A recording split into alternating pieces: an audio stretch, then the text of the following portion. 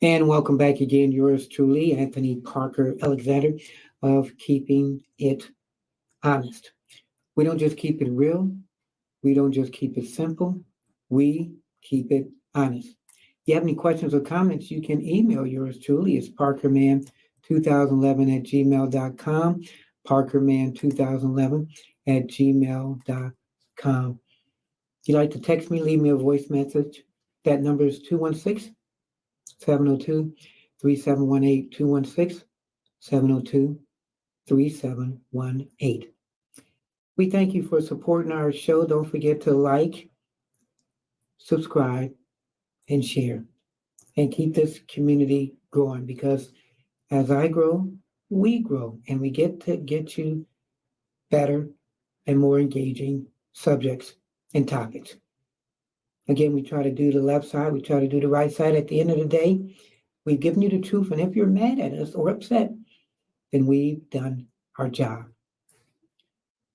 So the guy right here on my side, you know him, you love him, maybe you can't get enough of him, maybe you can. President Joe Biden.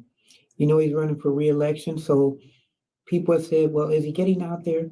Well, now he kind of is. He's doing these interviews. He was recently on Howard Stern.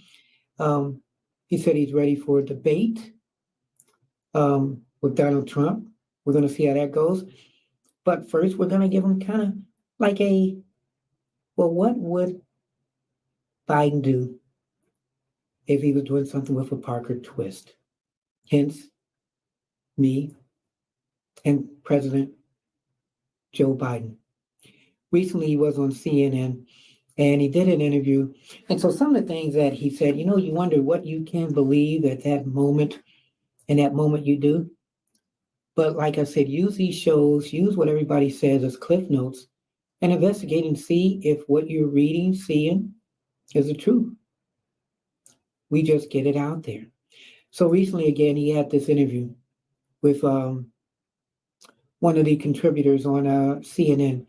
And we said to ourselves, he's claiming certain things that he's done, whether you're a Biden fan or not. So we're going to fact check them. We're going to basically debate what Joe Biden has said. So let me know what you think about this. And the reason I'm doing this too, just to let you know, unless you don't know a little bit about me, been doing broadcasting for years, was doing mainstream media, broke into streaming, found out that some of the things that mainstream doesn't give you, streaming does. But you don't believe everything you read or see or hear from any of the media. Investigate it yourself. But since I've been in streaming, I've seen there's the good ones, there's the bad ones. I'm one of the good ones. And we're going to try to give you, like I said, the best material out there. So he's going to talk. And in between him talking, I'm going to give you the truth or the falsehoods of what he's said. And then you can check it out yourself and see what you think. Mr. President, thank you so much for being with me. Thanks for having me. So Trump attended a groundbreaking here where we are for Foxconn. He promised 13,000 jobs, and only about 1,000 of those actually exist right now. So I know you're promising more than 2,000 union construction jobs, and that 100,000 people are going to get trained in AI here. Why should people here believe that you will succeed at creating jobs where Trump failed? He's never succeeded in creating jobs, and I've never failed. Okay, so let's go with that real quick. He says he has never failed. Listen to this. I've created over 15 million jobs since I've been president. So he's created, he said, over 15 million jobs since he has been president. Let's break that down a little bit. Okay, that's kind of false. He took office, let's go back, at the tail end of the pandemic, if you remember that. That blew a hole in the economy. So many people were unemployed. Lockdown policies were in place. People weren't able to do anything because of COVID. He technically did not create anything. After the introduction of the vaccine, people then returned to work. So he didn't create it. The vaccine took place around the Trump era, whether you want to acknowledge that or not. And then after the vaccine started working, then people started going back to work after the vaccine, though. So Biden's policies, it slowed the economy. It took until July 2022 for the United States economy to regain all the jobs lost due to the pandemic. So those jobs were lost due to the pandemic, and it took until July 2022 for the U.S. economy to regain those jobs. 15 million in 3.75 years. And secondly, Microsoft is a serious player, and they're very much engaged in making sure that they pick this area as sort of the home base for their AI initiative in the nation. And they're gonna do it. And just like, and by the way, well, I shouldn't go into it, but Trump he started off with the golden shovels, you know, For the groundbreaking here. groundbreaking, and talked about this being, you know, the eighth wonder of the world. When has he ever done anything he said? I'm not being facetious. Think about it. He started off, he lost, other than Herbert Hoover, he's the only other president lost more jobs than created. So now let's think about that other than President Herbert Hoover, since he said Donald Trump is the only president that has lost more jobs than he created. So let's think back a couple years ago. Trump didn't lose jobs. He was president during a pandemic. And if you think about that, any president at that time, at that place, would have been in the same situation. They cannot argue. Nobody can argue that those jobs lost because it was a natural disaster. Would not have affected just Trump. It would have affected Biden. It would have affected me. So that's a lie. You can't say he's the one that lost those jobs.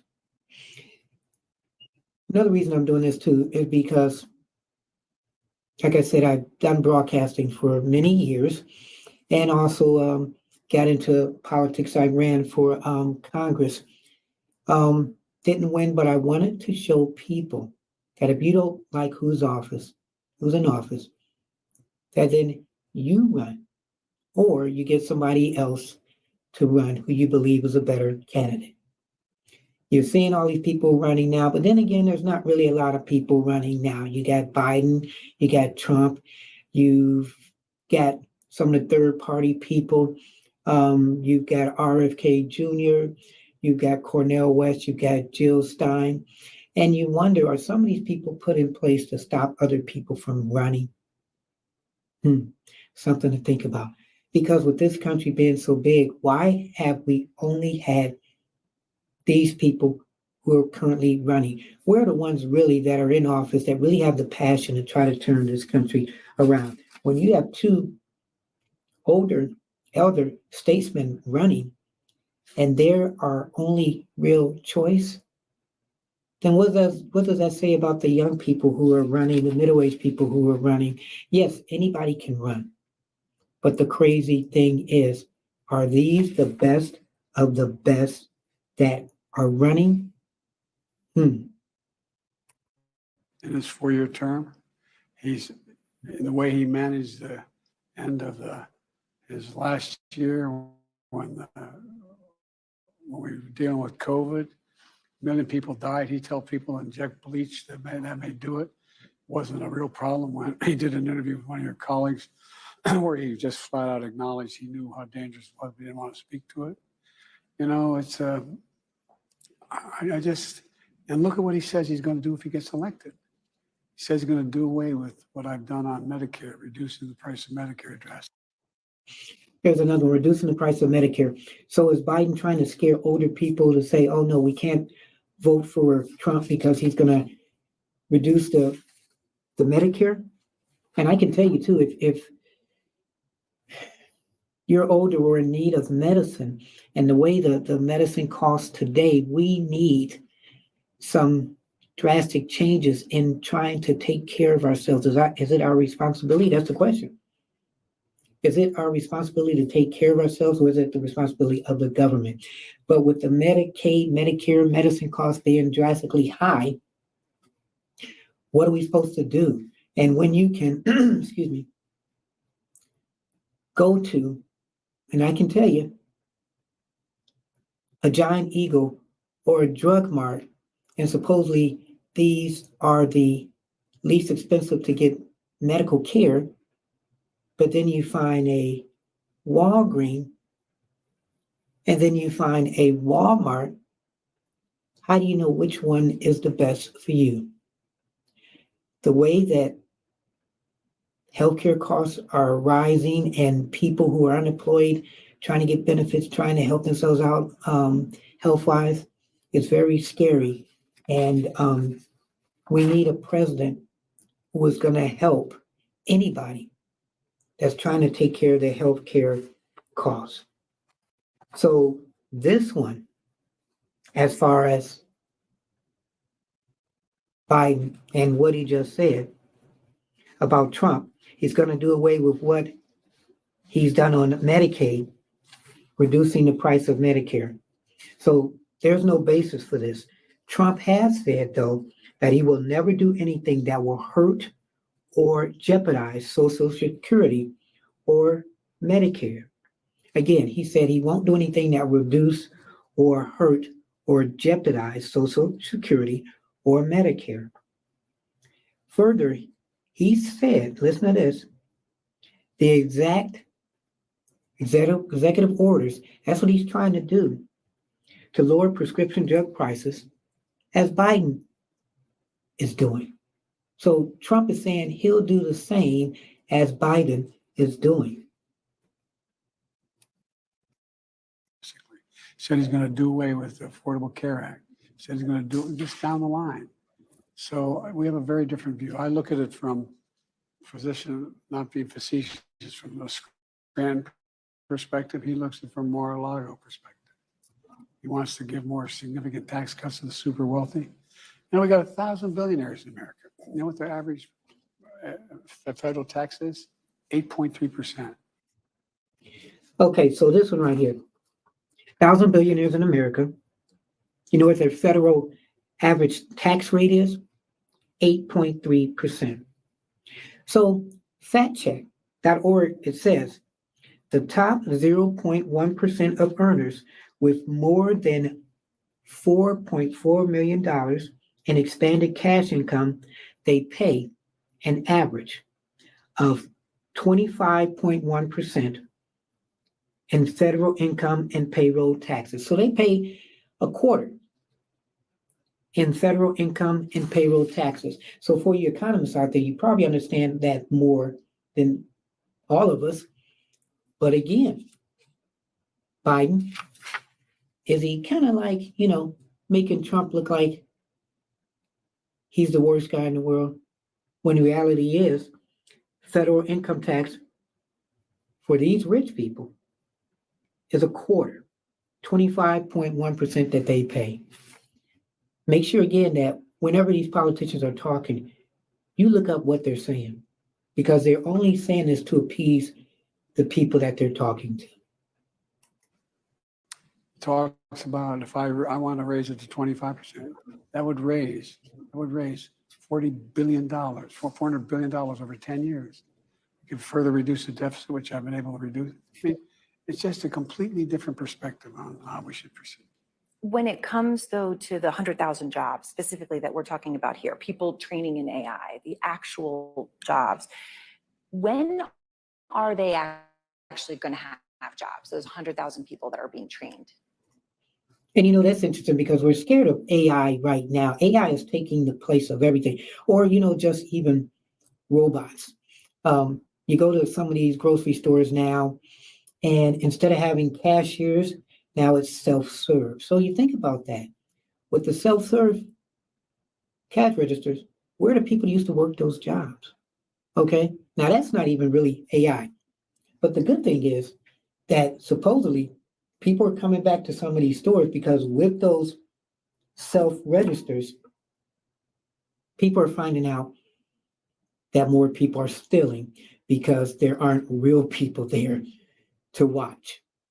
So as great as technology is, you still got to have that human basics. Because again, if you have technology all around, yeah, you have the people that are training for the technological jobs, but what are the ones who are older or just don't know anything about technology? Where are they going to work? Beginning probably the first tranche in 3 to 4 years, the community colleges are gonna, the one we're at, we're gonna provide for 2,000 folks and to be able to be trained, 200 a year. And it's gonna go, the whole pipeline goes all the way through out to high schools and training facilities. You know, it used to be that when I was in high school, and even at the tail end, very tail end before you went to high school, most public high schools had shop and home, you know, learn to work with your hands.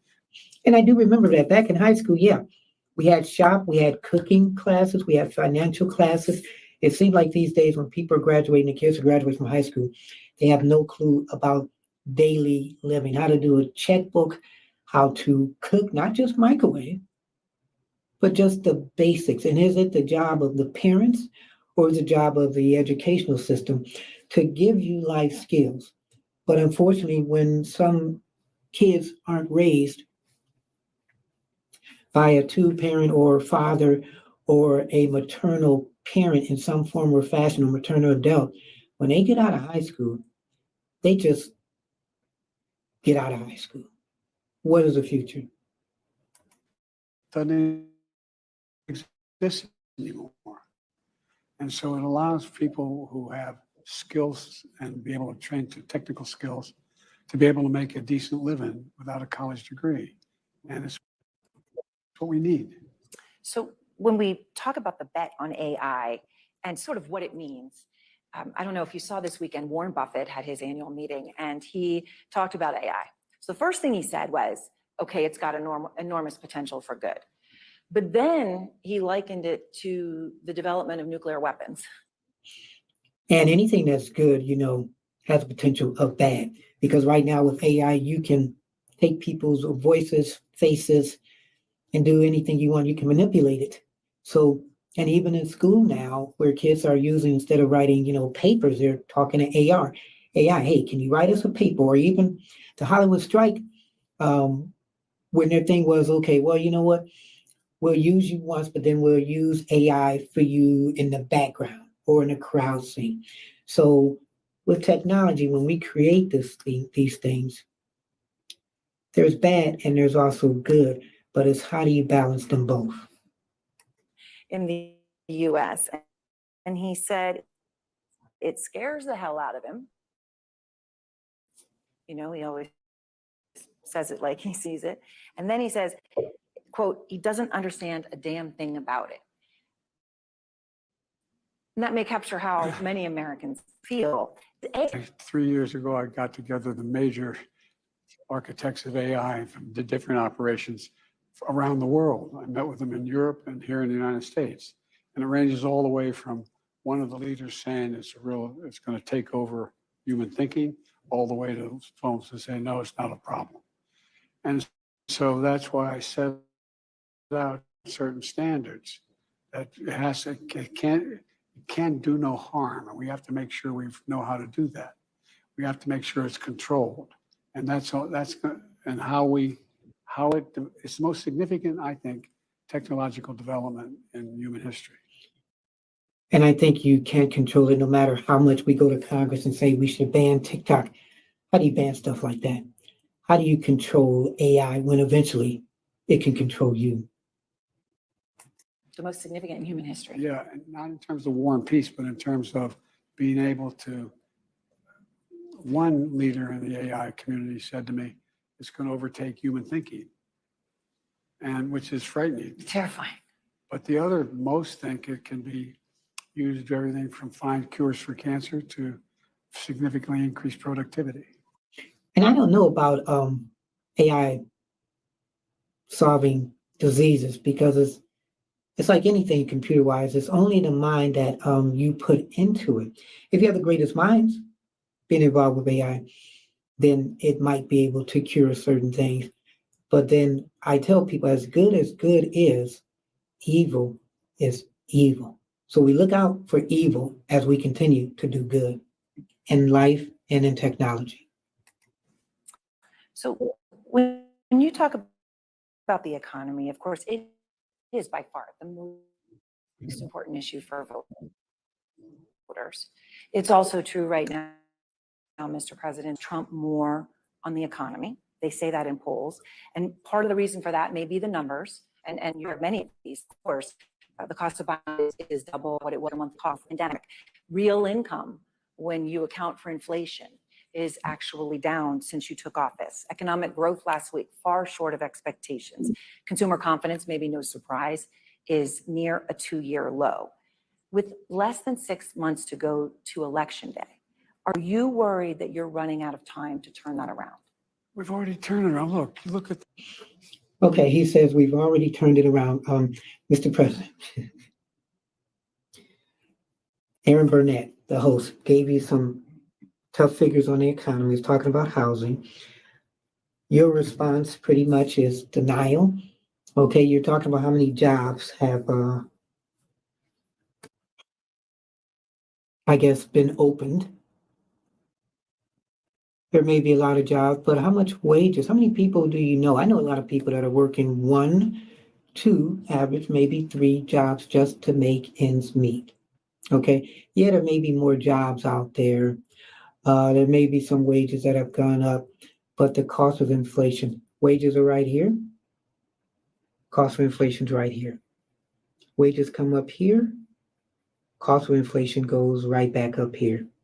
You can't even go to a dollar store anymore. It's like $1.25 store. You think about that, your bag of $1 of whatever you used to get at a dollar store, now it's half of that. Think about that. How many times have you gone to the dollar store and you've gotten things that you're like, wow, that's not a bad deal.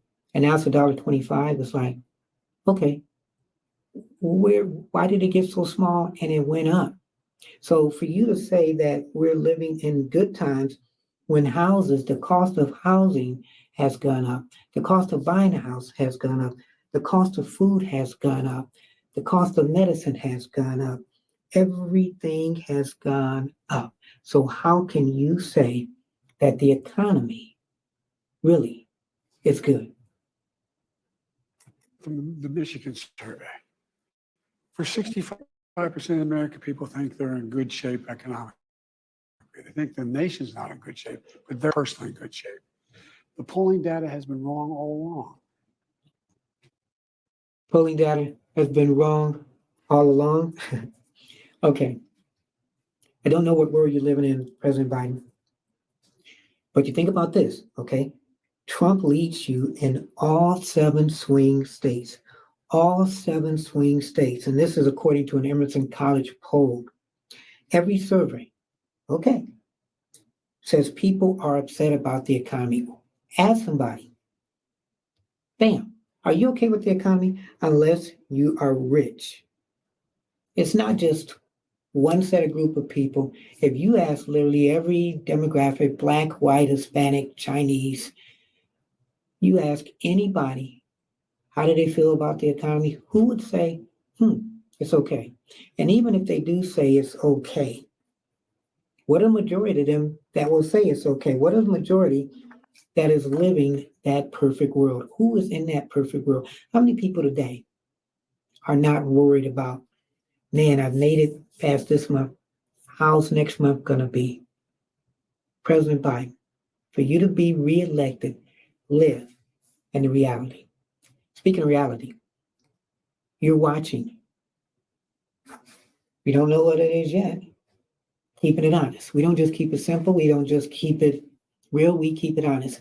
As we kind of debate President Biden, and President Biden supposedly will be debating Trump. So this is kind of like a Parker twist, a weird kind of debate where I break down and fact check everything that President Biden talked about with the Aaron Burnett interview on CNN. you have any questions or comments, you can email yours truly. It's parkerman2011@gmail.com, parkerman2011@gmail.com. You can text me, 216-702-3718, 216-702-3718. You have any ideas for different shows, you let me know. You can also go to our Patreon page, and that's to help support us. I'll tell you about that in a minute. But we're talking about the economy. And how do you feel about this economy? All right. If you're watching this show, if you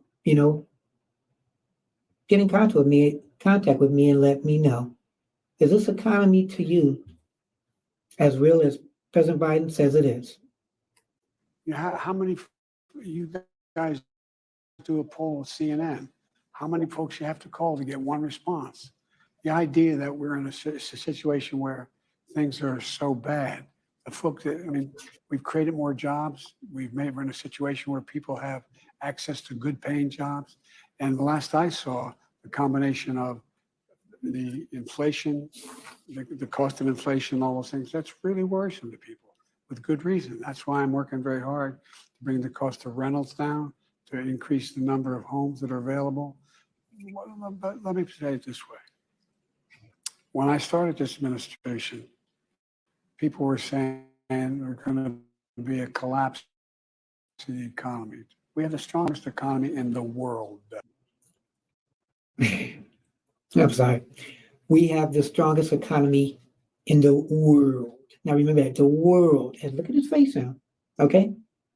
Do we have the strongest economy in the world? When we're sending money all across the world, we have the strongest economy to send money across the world to all these wars when we can't take care of what's happening in our own neighborhood, okay, in our own country, when there are people starving, where there are people who are trying to get medicine, where people who are living in the streets. We have the strongest economy in the world, but we don't take care of our economy in the United States of America. Let me say it again, in the world. Although GDP last week was far short of expectations. Oh, it wasn't. Look, GDP is still growing. Look at the response of the markets. Overwhelmingly positive. Overwhelmingly positive. And one of the reasons why people feel good about it not being as strong as it was before is they believe that the Fed's going to respond. They hope they're going to get a rate cut. Yeah. Well, but I mean, no president's had the run we've had in terms of creating jobs and bringing down inflation. It was 9% when I came to office. Okay, 9%. We've heard that before. So let me break this down. He's been saying that for the longest. He keeps saying this because he wants to show everybody that he's done good since he's been in office. So inflation, listen to this now, was 1.4% in January 2021. Okay? And the economy was low, really, because Trump's, whether you like him or not, warp speed project that vaccinated people quickly against COVID. And remember, when they created this vaccine, they kind of created it really quick. I'm going to help you out. We're going to do this. We're going to change the world. And it did change the world. Whether you like it or not, the vaccine, whether you're a vaccine person or not, when this super warped vaccine came, it slowly started getting people to work again. Inflation was a measly 1.4% in January 2021. Then inflation skyrocketed after President Biden got into office. Don't believe me? Check it out. Get back with me whether I'm giving you the right facts or not. But as Trump would say, we helped create the vaccine. But like Biden has said, we have the strongest economy in the world. Who do you believe? 9%. But look, people have a right to be concerned. Ordinary people, the idea that you bounce a check and you get a $30 fee for bouncing the check, I change that. You can't charge more than $8 for that. Or your credit card, your late payment, $35. I mean, there's corporate greed going on out there, and it's got to be dealt with. What about, I mean, but there's real pain. I mean, grocery prices are up. So let's talk about this corporate greed. Okay. We all know how the big businesses are money hungry. All right. So labor costs, they increased 4.2% between 2023 and 2024. They increased 5.1% from 2021 to 2022. So what am I telling you? The cost of everything from supplies to shipping, rent, and taxes have gone up. Why have they gone up? Because of the government money injected into the system. Minimum wage increases by California and other states, and been up demand from consumers. So a couple of states have increased while inflation in the economy. And you wonder why that is. I think as a country, we all should have, let's say, minimum wage. And on this, cost of living is different in each state. So let's say like California is very high, Ohio, it's low. So how much should minimum wage be in California? How much should it be in Ohio? $25. Let's say $25 for minimum wage. Big deal in Ohio. Not a big deal in California. So you would have, if I was president, remember I ran for Congress, I would have each state have minimum wage increase that is proportionate to each state as far as the differences between, I guess, the cost of living and wages. So $25, let's say an hour for California, that may be good. But for Ohio, let's say you make it $20 an hour, where you don't have, I guess, the gap between the wages and the cost of living. So where maybe it's a $10 gap in California, make it a $10 gap in Ohio. Maybe you economists understand what I'm saying. I hope you understand what I'm saying too. But it's all about the money. And we have so much money. What can we do? Just make more money to help everybody on an even keel to make this country more of a fair waged country. So technically what I'm saying, you can't have an increase of $25 across the whole country. You have to have each state, I guess, have their equal version of an increase of wages that will fit and appease everybody across the country. 30%, more than 30%, since the beginning of the pandemic, and people are spending more on food and pain that people No, feel. it really is, and it's real. But the fact is that if you take a look at what the people have, they have the money to spend. Again, let's keep it real, let's keep it honest, let's keep it simple. They have the money to spend. Who has the money to spend? Do you have the money to spend, or you have to decide, do I use this money for food? Do I use this money for lights? Do I use this money to pay for medicine? So according to Bankrate, listen to this, 76% of adults making less than $50,000 a year, and the people making less than $50,000 a year, they're living from paycheck to paycheck. So how do you think the people are with minimum wage? If you're making maybe $25,000 a year, I think whatever minimum wage is, because again, it's for each job, it's for each state. But let's say you're making a minimum of $25,000 a year, and that's half. That's half of the $50,000 a year. That 76% of people are making. You're making $25,000 a year. How are you going to make it? Well, I got to get another job, got to get a side job, got to get a job that doesn't take out any taxes.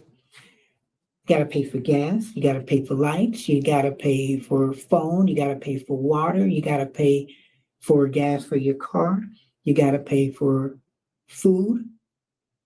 2 part-time jobs to make a full-time job. Wow.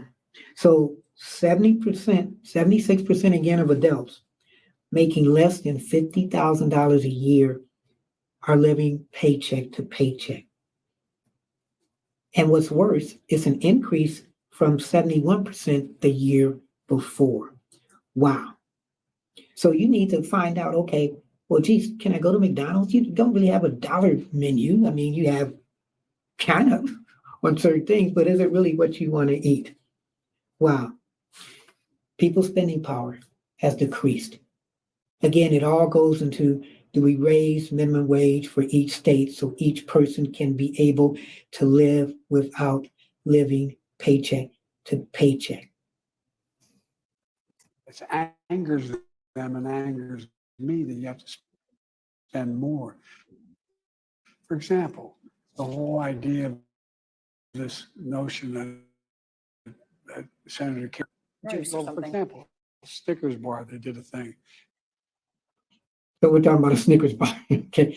Even a Snickers bar now, they're about $1.22. So even getting a simple piece of candy has gone up. But if he's talking about a piece of candy compared to really living to keep yourself in a place to live, then he's totally off base. I mean, for this president, what world is he living in? And it's like 20% less for the same price. That's corporate greed. That's corporate greed. And we've got to deal with it. And that's what I'm working on. I want to ask you about something happening as we sit here and speak, and that, of course, is Israel is striking Rafah. I know that you have paused, Mr. President, shipments of 2,000-pound U.S. bombs to Israel due to concern that they could be used in any offensive on Rafah. Have those bombs, those powerful 2,000-pound bombs, been used to kill civilians in Gaza? Civilians have been killed in Gaza as a consequence of those bombs and other ways in which they go after police centers. Okay, so on this one, Mr. President, you have to be very careful. You know that because depending on how you talk Israel, Gaza, Palestinians, it's going to affect your presidency. So tread lightly. And I think people have said that even in the broadcasting media stream, and you've had, and if you offend the Jewish people, you could really put yourself in a rock and a hard place, between a rock and a hard place. Candace Owens, you think about anybody who has said anything that's offended anybody. Years ago, there was a comedian by the name of, Richard Pryor and Don Rickles, and they would pretty much, offend anybody. So where did it go where you cannot make jokes? Make jokes, because even people that make jokes could have a career in it, politically and people in entertainment. But where did it go where you can't really make a comment about anybody? So President Biden said just then, civilians have been killed in Gaza as a consequence of those bombs and other ways in which they go after population centers. So again, like I said, you have to be careful how you talk. And, it could be damaging to even suggest that Israel is deliberating and targeting population centers, because some people may say that they're not. Hamas embeds itself among the civilian population. Listen to this. Creating bases inside hospitals and digging tunnels under residential apartments. So I'm going to say this again, and let's make sure we got this correct. Hamas embeds itself among the civilian population, creating bases inside hospitals and digging tunnels under residential apartments. Israel has been warning the people of Rafah for more than a week in weeks to move to a safe zone outside the city. They do not go after population centers. They work hard to optimize and minimize deaths while stopping the terrorists who kidnapped, raped, and murdered Israel civilians. So how many people believe that what I just said? Let me know. Email me, text me, and let me know if you believe that or not, what I just said. But again, tread lightly, President Biden. I made it clear that if they go into Rafah, they haven't gone into Rafah yet. They go into Rafah historically to deal with Rafah, to deal with the cities, to deal with that in terms of Iron Dome and their ability to respond to attacks like came out of the Middle East recently.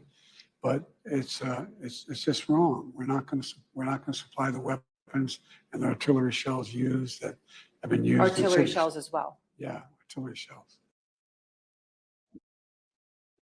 Do you really want to make your holiday special? Tanzania has got so much to offer. From the famous international... So you're watching Keeping It Honest, yours truly, Anthony Parker Alexander, as we kind of do this debate with Joe Biden.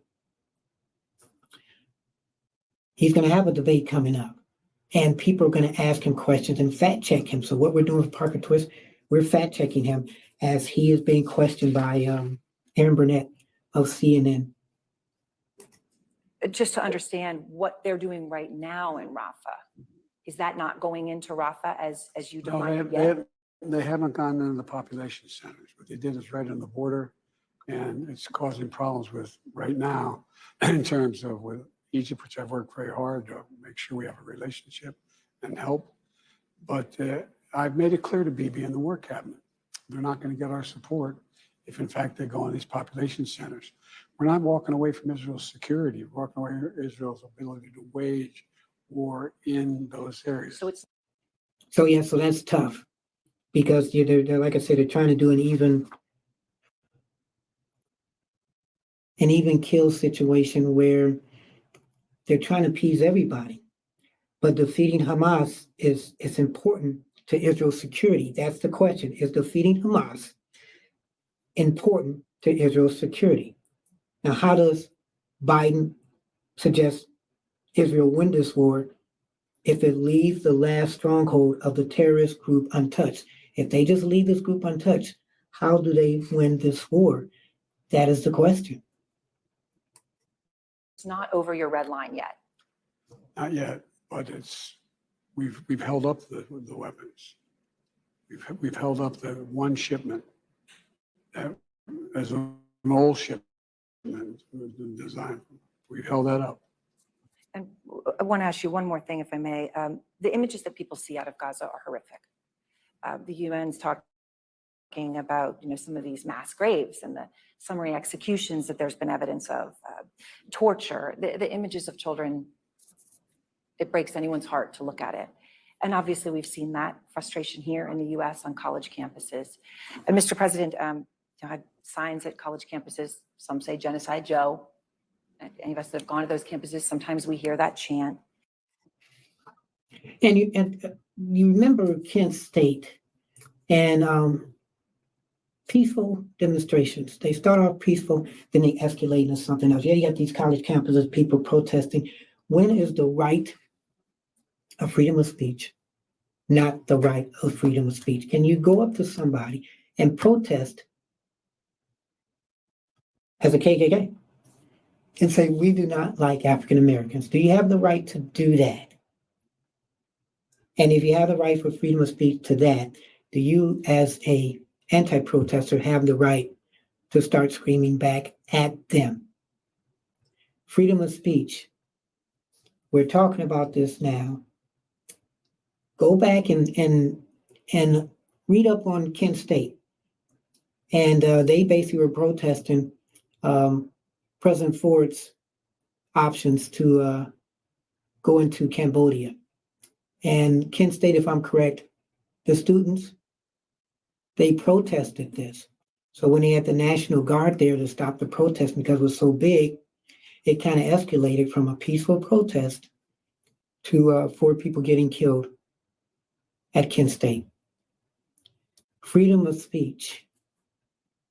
They have this anti-Semitism law, which just passed. Look that up. And let me know again, is that freedom of speech as far as what college campuses can do or protesters can do? It's very intricate. But again, we keep it simple, we keep it real, we keep it honest, but we want you to investigate what I've given you. So Biden's talking about the chance at the college campuses and pretty much what he wants to do, or is his hands tied? Are they? Do you hear the message of those young Americans? Absolutely, I hear the message. Look, 2 things. First of all, there's a legitimate right to free speech and protest. There's a legitimate right to do that, and they have a right to do that. There's not a legitimate right to threaten Jewish students. There's not a legitimate right to block people access to class. That's against the law. That's against the law. And so, and if you look at the data, these demonstrations are real, but they're not nearly, I mean, look, and I made a speech on the Holocaust the other day. Mhm. And I pointed out that, it took 7 decades to get to the place where after the Holocaust occurred and there's still anti-Semitism. Look what's happened in 7 weeks, 70, I mean, what's happening? Everybody's sort of forgotten about what happened in Israel. Those 1,200 young kids murdered. I went there shortly after. A mother and daughter being roped in the terrorist that happened to each community since the Holocaust. So when I went over immediately after that happened, I said to Bibi, don't make the same mistake we made in America. We want to get bin Laden and we'll help you get Sinwar. But we went into Afghanistan it made sense to go get bin Laden. It made no sense to try to unify Afghanistan. It made no sense, in my view, to engage in thinking that in Iraq they had a nuclear weapon. Okay, so let's talk about that since he brought that up. President Biden said it made no sense, in my view, to engage in thinking in Iraq that they had a nuclear weapon. So he said he warned Israel President Benjamin Netanyahu not to make the mistakes that he made in Afghanistan and Iraq. Except he voted in favor of invading Iran. So he may regret that decision because he voted in favor, but he did say he made the mistake, but it made no sense to him back then. Wow. So you think about sometimes in life you do something, you do regret it. At least he's looking at the regrets he made and said, you know what, we can learn from this. And he's telling the president, hey, I'm letting you know from experience, don't do that. I give him credit for that. Don't make the same mistake. Focus on, and we'll help you focus on getting the bad guys.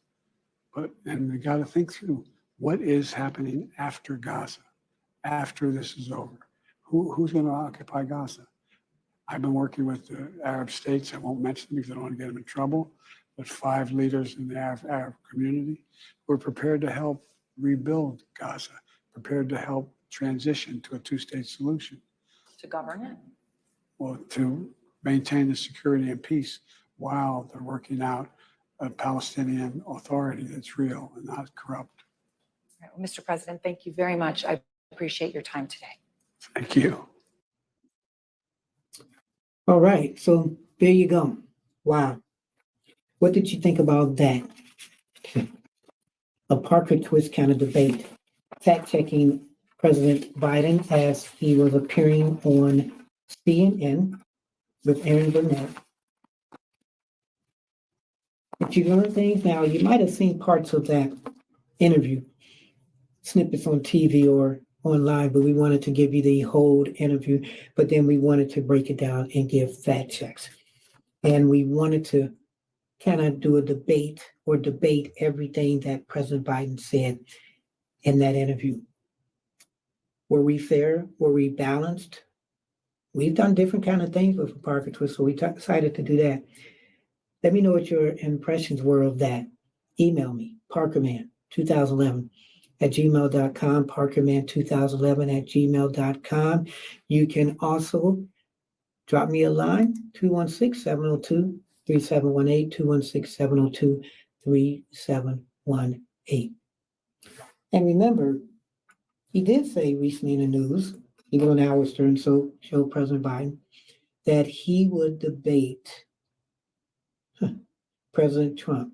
What an interesting debate that will be. Is Biden looking more alert now? Is he able to field some of the questions?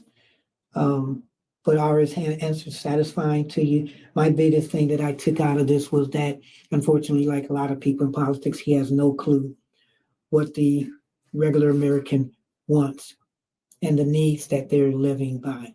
Again, like I said, I ran for office for Congress, and I said anything is local.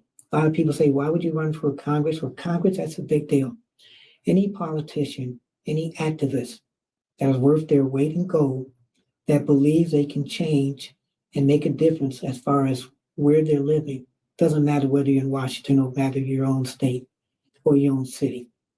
If you're that person, you can make the time, because literally everything that's big politically starts off small. If you don't like who's in office, like I always say, either you run or vote them out. You have your choices, okay? Glasses right here, mouse right here, pen right here. Two parties. Start with that. You always know the two parties, the glass party and the mouse party. Maybe you're a glass party, you only vote glasses. Maybe you're a mouse party, you only vote mouse, but you're not satisfied with those two. Then that pen comes in and you're like, wow, they're talking about they can really lower prescription drug costs. They can raise our rates, our wages. They can get us better jobs, bring inflation down, make it easier for senior citizens, have education for the youth, training for the youth to be better adults. They can do more things in the community. This pen can do that. I'm a glass voter.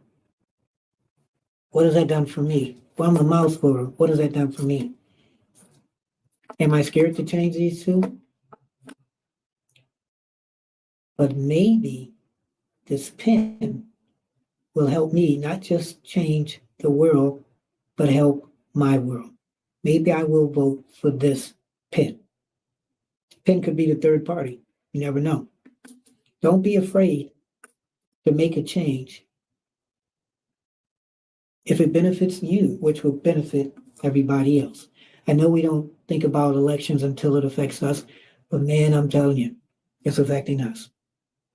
So again, that interview with President Biden, whether you're for Biden, whether you're against Biden, read up on that interview, see if it cements you as far as he's the guy I'm gonna vote for, or if it says, you know what, I can't believe what he's saying. I don't think he's taking us that route. I've got to pick better. If that better person is Trump, do it.